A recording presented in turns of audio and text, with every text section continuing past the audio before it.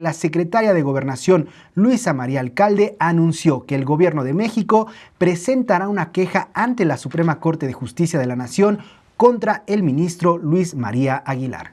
La queja que se presentará contra el ministro Aguilar será por retrasar un caso de evasión de impuestos de más de 25,000 millones de pesos durante 8 meses, mientras que fue el quien resolvió en fast track 2 controversias constitucionales promovidas por los gobiernos de Chihuahua y Coahuila en contra de los nuevos libros de texto gratuito.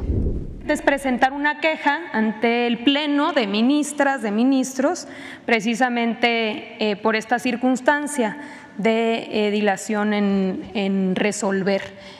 Como aquí el procurador decía, el Consejo de la Judicatura es este órgano que vigila a jueces y magistrados, pero en el caso de ministros no se puede presentar las quejas ante el Consejo de la Judicatura, que no tienen competencia para poder vigilar a los ministros. Son los propios ministros los que se vigilan a sí mismos. Por eso vamos a plantear esta queja ante el Pleno de la Suprema Corte de Justicia. Y se preguntarán quién es Luis María Aguilar. Pues es un abogado que ha hecho carrera en el Poder Judicial en 2004. Fue miembro del Consejo de la Judicatura Federal, donde estuvo hasta el 2009, cuando se convirtió en ministro de la Suprema Corte de Justicia de la Nación. Llegó a ser presidente también de la Suprema Corte en la segunda mitad del sexenio de Enrique Peña Nieto, de 2015 a 2018. Pero para aportar más información a esta visión, vamos a continuar con el tema. Y es que durante la conferencia matutina, Arturo Medina, titular de la Procuraduría Fiscal de la Federación, presentó 2 casos más donde los jueces del Poder Judicial de la Federación han impedido el avance de juicios a procesos penales a grandes contribuyentes por evasiones fiscales millonarias. De asuntos de grandes contribuyentes que han afectado la posibilidad de financiar programas de bienestar y obras de infraestructura por alrededor de 80,000 millones de pesos, lo cual equivale, por dar algunos datos, al presupuesto de Jóvenes Construyendo el Futuro durante 3 años y medio, o aumentar un 25% el apoyo a todos los beneficiarios de la pensión de adultos mayores. Es decir, si este puñado de personas pagara lo que corresponde, mejorarían los programas sociales y tendríamos más obra pública. Bueno, se expusieron 5 casos de jueces con denuncia penal y o queja ante el Consejo de la Judicatura Federal. 8 casos de magistrados y jueces que ante la comisión de delitos graves se oponen a la aplicación de la prisión preventiva oficiosa como medida cautelar, y 8 casos de jueces cuyas resoluciones fueron impugnadas por el Ministerio Público. En este último rubro, los jueces dejan en libertad a presuntos delincuentes vinculados al tráfico de migrantes, laboratorios de narcóticos y posesión de armas de uso exclusivo del Ejército. También se destacó el caso del secuestro, tortura y asesinato de Juan Francisco, hijo del poeta y activista social Javier Sicilia, ya que a 12 años de este suceso, un juez dejó en libertad a 6 implicados en dichos actos. Recordarán que Juan Francisco Sicilia, de 24 años, fue encontrado sin vida en un vehículo junto con 6 personas más en Temisco, Morelos.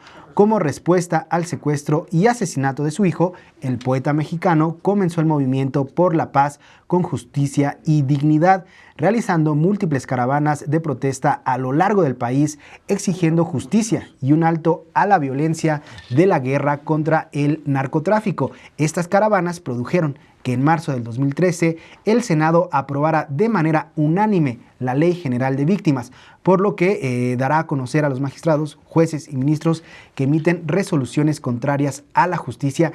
Es importante porque solo así se puede tener una idea clara de por qué es necesaria una reforma constitucional al Poder Judicial. Y es que durante los últimos meses hemos escuchado, visto en esta sección de Cero Impunidad, pues un número, la verdad, bastante amplio de jueces que han impedido el alcance de la justicia, lo han retrasado o de plano han liberado a presuntos delincuentes. Y bueno, también esto tiene que ver con todo el proceso que está viviendo el país democrático en todas sus instituciones, mientras a algunas instituciones como al Ejecutivo, al Legislativo u otros organismos de la administración pública se les exige democracia, se les exige transparencia, rendición de cuentas, apertura al debate público. El Poder Judicial sigue siendo este poder monolítico, pues cretácico, que no se le puede juzgar, que no se le puede criticar, que no se le puede observar, y que son ellos, como escuchábamos en la opinión que nos aportaron para ese Perro Informa, bueno, pues son ellos jueces y parte, son ellos mismos quienes se vigilan, y cuando se les o se propone hacer una reforma judicial para tener más vigilancia sobre el Poder Judicial, responden los medios de comunicación asegurando que es un ataque contra el Poder Judicial.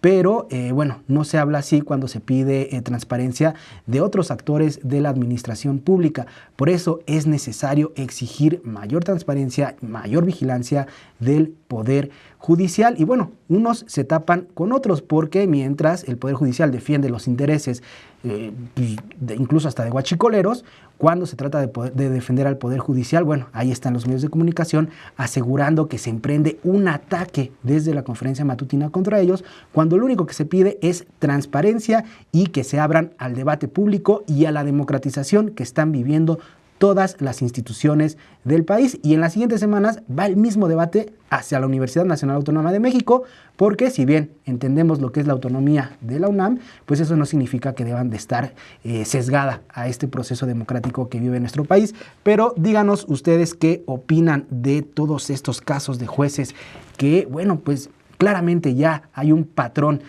para defender a a muchos criminales. SPR Informa. Tus causas son noticias. SPR Informa.